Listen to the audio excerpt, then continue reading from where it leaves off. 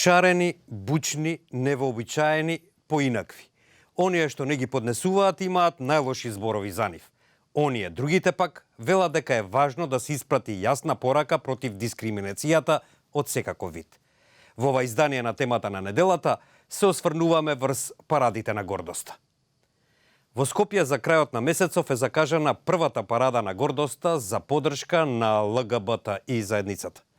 Уште и со самата најава се појавија големи контроверзи меѓу двата табора, односно меѓу оние што ја поддржуваат и оние што велат дека и не мора така да ја покажуваат нивната ориентација. Тоа доведе и до интензивирање на говорот на омраза на социјалните мрежи.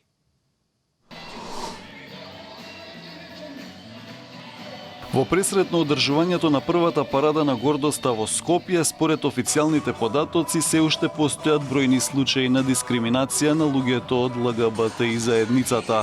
Но со новиот закон за спречување и заштита од дискриминација, промената на кривичниот законник и законот за медиуми, состојбата е подобрена. Според активистите, правата на ЛГБТ и луѓето се унапредени, бидејќи говорот на омраза врз основа на сексуална ориентација и родов идентитет сега е кривично дело. Со тоа земјата оваа година е рангирана на 34-то место од страна на ИЛГА Европа, најголемата меѓународна организација за унапредување на правата на луѓето од ЛГБТ и заедницата. Минатата година Македонија беше на 41-то место од вкупно 49 земји во Европа. Сепак, ЛГБТ и активистите велат оти е потребно уште многу да се работи. Доследното спроведување на законите според нив ке значи вистинска заштита на правата.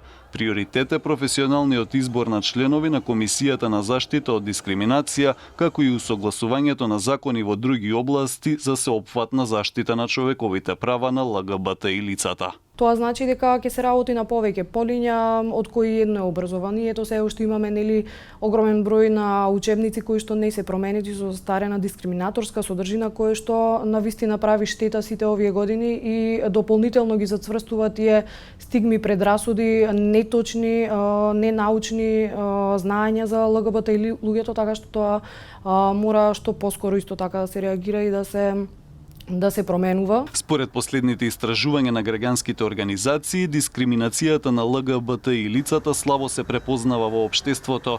Постои дискриминација во државни институции и на приватни места, а мал е бројот на пријави главно поради недоверба на лицата во државните институции.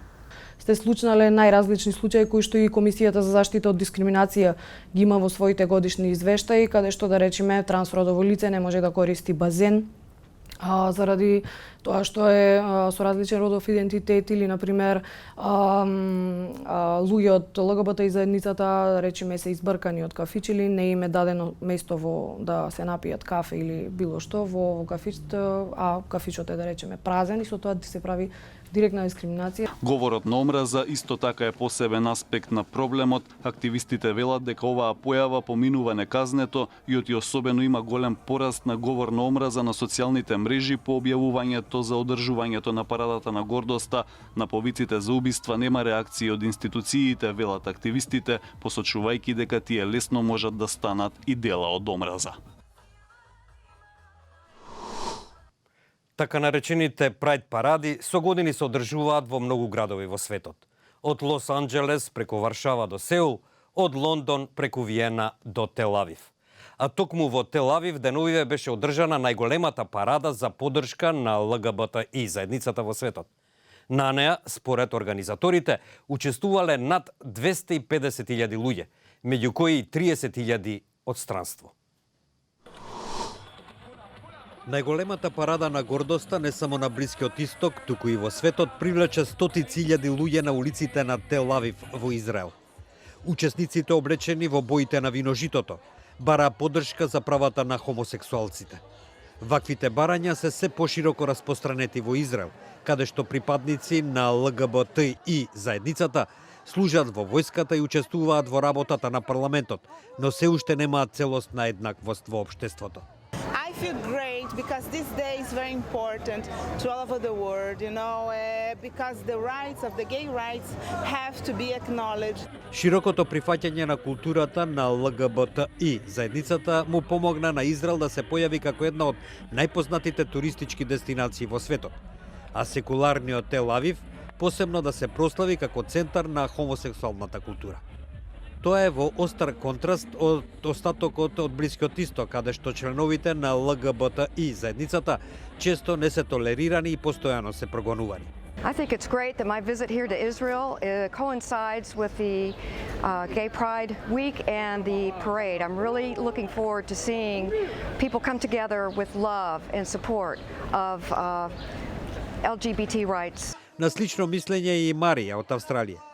Amazing. The vibes here are phenomenal. Everyone is up. Everyone is on a different level. It's a different Tel Aviv today. We came here because look around you. There's 200,000 people all celebrating equality, diversity, and pride. My wedding. I'm getting married in Israel in January, but we're at Pride because we support everyone living their true life and being themselves and celebrating who they are as people. Пред 4 години во Тел Авив во текот на парадата била убиена една 16-годишна израелка. Полицијата пред годинашната парада соопшти дека уапсиле 17 луѓе кои имале намера да го спречат настанот. Парадата на гордост ги покажува длабоките поделби меѓу секуларните и ултраортодоксните евреи во Израел.